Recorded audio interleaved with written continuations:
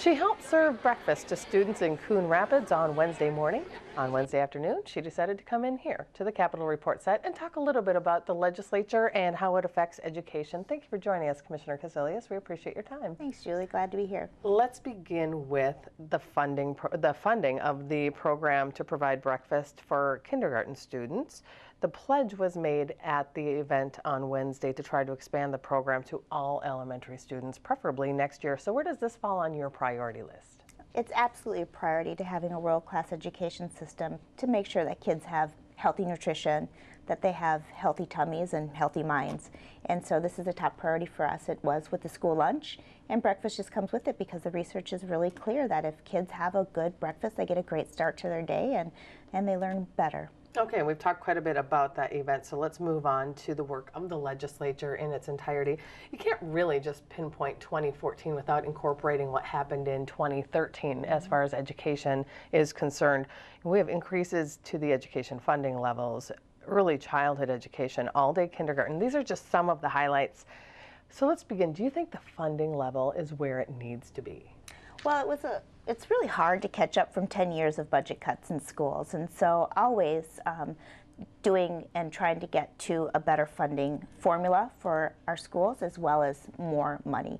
But we want to make smart investments, and so even with 13 and 14, Governor Dayton, in a $5 billion deficit, demanded more money for education back in 2011.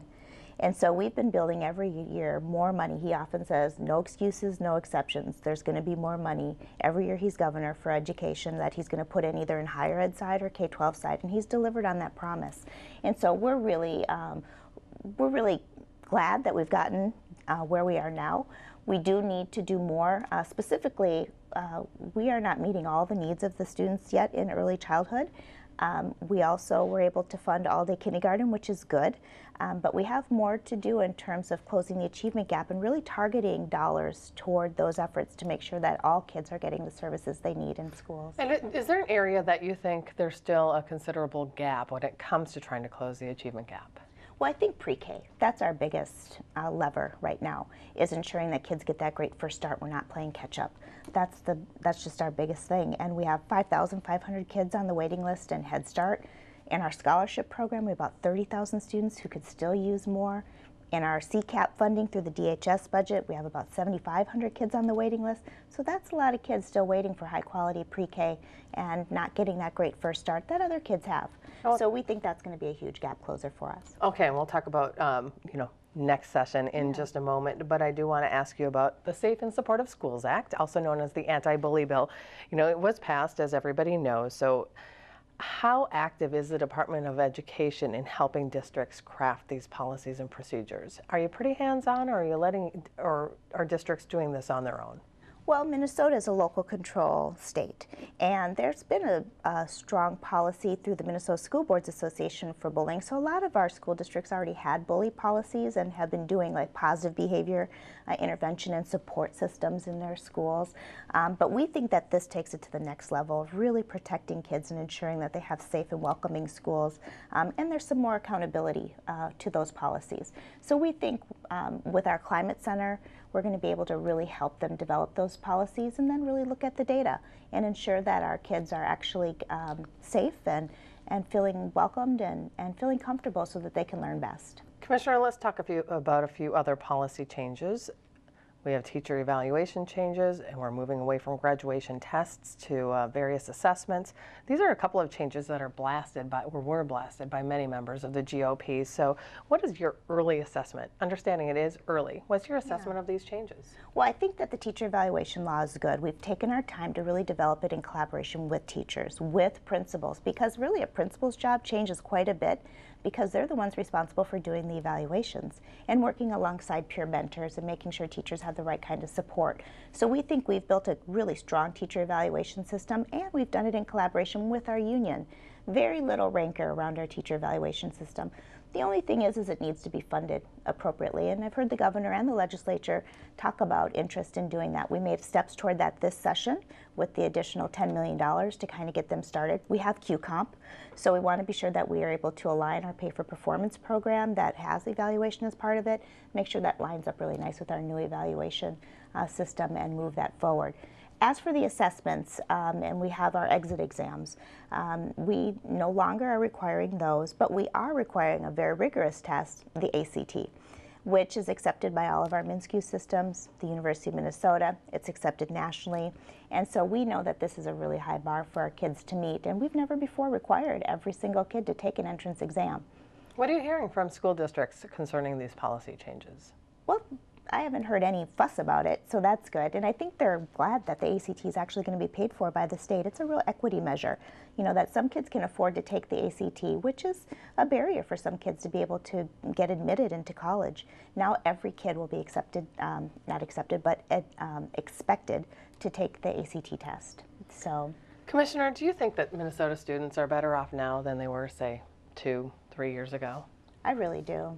I really do, especially our youngest ones getting that great first start, and then our kids who are now in our public schools who have, you know, had the disadvantage of several cuts and some over-testing that has happened. You know, we're trying to right that and get them the kind of support that they need, you know, so that they can do better as well. And taking off of that, partnering with that phrase, I hate to even say this out loud, but the legislative session begins again in about 6 months. Yeah, so and it's a funding session. It is a funding session. So are you must be actively working to craft your next priority list. What are you going to look at? What are some areas you'd like to target? Well, the governor really crafted this 7-point plan in 2011, and that was really a smart policy to make Minnesota schools better. And I heard him say in his speech this past weekend, he wants them to be the best. And so they're close to being best in the nation. We saw our 4th grade math scores be #1 in the nation now on the nation's report card called the National Assessment for Education Progress. We also saw our reading scores in 4th grade move from 22nd to 10th. So Minnesota kids are better, and we are showing progress, but we need to even do better for all our kids. Those stubborn achievement gaps are areas that we need to work on. So with our World's Best Workforce legislation, I see us being able to work through that.